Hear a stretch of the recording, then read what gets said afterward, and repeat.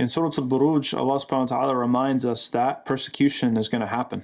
We need to expect it as Muslims. There are always going to be people who are going to try to harm us because of our faith. They're always going to exist. And that this too is part of Allah's plan, and this too is part of Allah's will to struggle against in various ways. One of the ways that we struggle with it is in the sense of justice and trying to unite as a community so that people can't mess with us. That's there.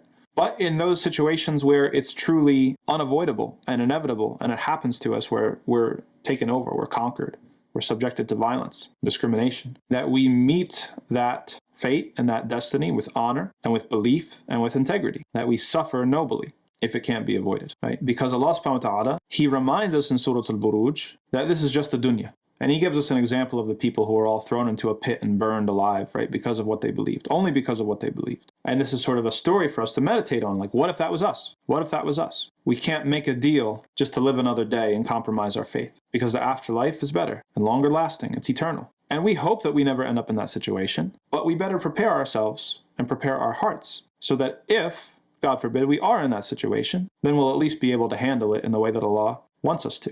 And Allah subhanahu wa ta'ala reminds us with the things that He says about Himself. He says that Allah's grasp is firm, is severe.